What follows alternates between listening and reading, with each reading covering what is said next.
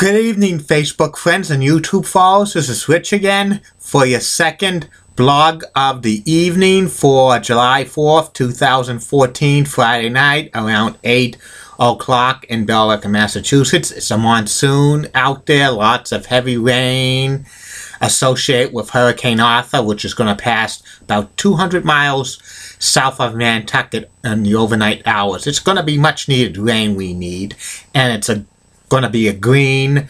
Your grass is going to be green when you get up tomorrow morning, and it's supposed to be a sunny day. This is the first washout of 4th of July in New England in about 36 years. And also, I did not have one single hot dog today for 4th of July. That's a bum. I had eggplant parmesan for dinner.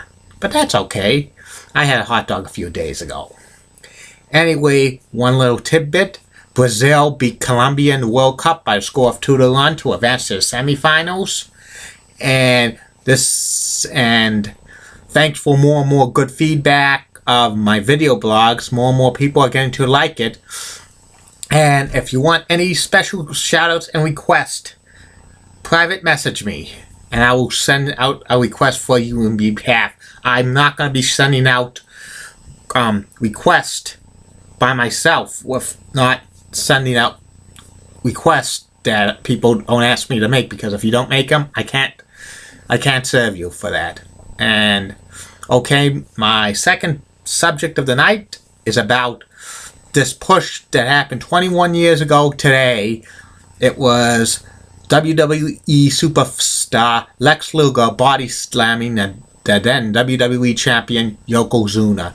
Yokozuna was the WWE champion around this time. He beat the immortal Hulk Hogan at the first ever King of the Ring pay-per-view in June 13th, 1993 in Dayton, Ohio, and Yokozuna was the biggest WWE champion on record.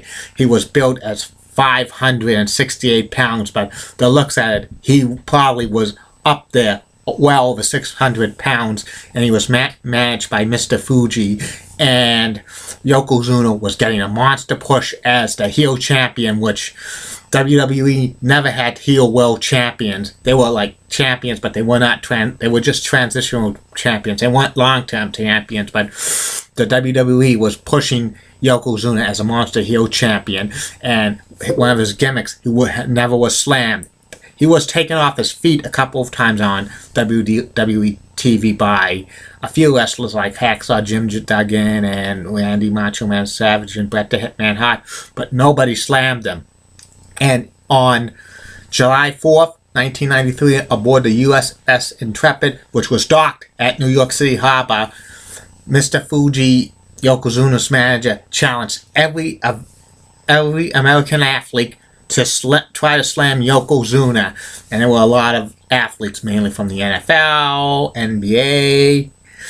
There was one horse jockey who was only about 130 pounds, and several WWE superstars, but they never managed to get the big man office for Yokozuna. And just about the contest was over, they had one more wrestler to come in. He was flying on helicopter, and it was the narcissist Lex Luger, who was a heel in the WWE when he started as a heel. He had the gimmick that he had big muscles and he had the narcissistic attitude, and he was getting a kind of a major push as a heel. He beat a lot of wrestlers like Bret the Hitman Hart and Mr. Perfect on house shows, and he was coming out and he was walking to the ring, but Bobby the Brain Heenan, who was his manager on house shows and on television, kind of pushed him aside and said, I'm going to go it. And Luger was saying that there's nothing wrong with America, that it was just like oafs, like Mr. Fuji saying it's wrong, and he throws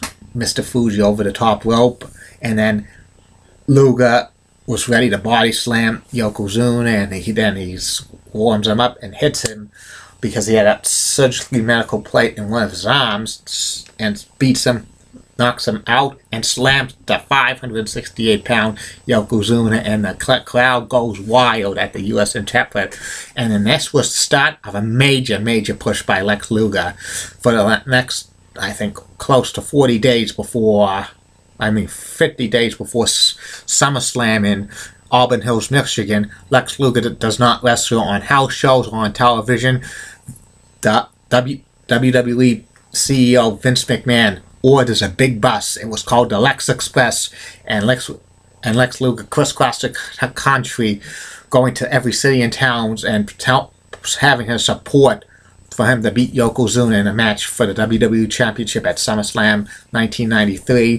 Yokozuna then hires James E. Cornette, came into the WWE a few weeks afterwards as an American spokesman, and when they have a contract signing on in an August edition of Monday Night Raw, they signed the contract, but Jim Cornette had the stipulation: if Luger did not beat Yokozuna for the title at all, he didn't win the WWE title at SummerSlam 1993, he was never going to get another shot.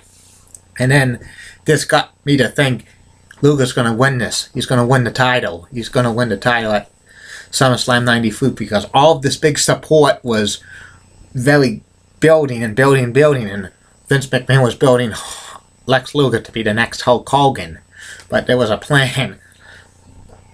Vince McMahon was going to build this up so Luger could win the WWE title at WrestleMania 10, which was 7 months away, and he beat Yokozuna by countout at SummerSlam 1993, and he didn't get a title shot for another 7 months. And by then, his push, the fans just got tired of Luger. They were the crowd reaction wasn't that big. There was rumored plan that Luger was going to get the belt at WrestleMania 10, but this was the plan. I heard that Yokozuna was supposed to lose the WWE title at Royal Rumble 1994 to The Undertaker in a casket match. Then The Undertaker was going to lose it on a house show to Luger Forga, who's billed as a Finnish strongman who hated the United States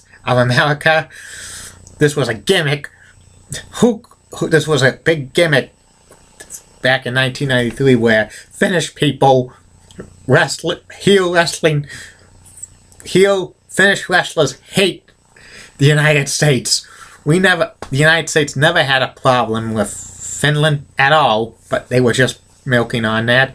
And then Luger was going to lose to Lex Luger at WrestleMania 10. But that plan was changed when Luger tore an ankle on an MSG house show the week before the Royal Rumble, so the plans were changed, and then Luger co-won the WWE 1994 Royal Rumble with Bret the Hitman Hart when both of them went over the top rope. But when they had the crowd reaction, more fans were cheering for Bret the Hitman Hart. And it was still a plan that Luger was still going to win the title. And then they have something on Monday Night Raw where they had a coin flip that if Luger won the coin flip, he would get the title shot for Yokozuna first at WrestleMania 10, and then the winner of that would face Bret Hart. But Bret Hart had to face his brother Owen Hart if that happened. But if Bret Hart won the coin toss, Bret Hart would face Yokozuna first, and then Lex Luger, and Luger would have had to face Crush at WrestleMania 10.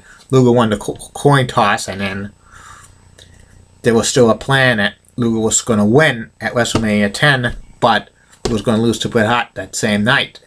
But when they tested Luger winning as WWE World Championship at a TV taping a couple weeks before WrestleMania, the crowd reaction wasn't that great, so that plan went out the door, and then Luger lost at WrestleMania 10 to Yokozuna by disqualification when he just tapped the special guest referee Mr. Perfect. And then Bret Hart won the world title at WrestleMania 10. This push to WWE with Lex Luger was probably a push that should have led to Luger winning the world title. What was Vince McMahon thinking when he was going to give the belt at WrestleMania 10, having this 9-month push where this push that fans were going to be probably tired of Lex Luger if he didn't have the belt within at SummerSlam 1993. Vince McMahon should have gave the WWE title to Lex Luger at SummerSlam 93. That should have been it. in the words of Deep Patel, Deep Patel, who probably would say to Vince McMahon, last week, no boss. That's what it was. That would have been what he would say about this push. Okay? Well, I'll be back tomorrow morning with at least 3 to 6 more blogs. And maybe, just maybe, we'll have a blog about the master and the ruler of the world, Sid Vicious / Sid Justice / Psycho Sid. He's coming to a video blog near you in a few weeks because he's the master and the ruler of the world. Good night, Facebook friends and YouTube followers.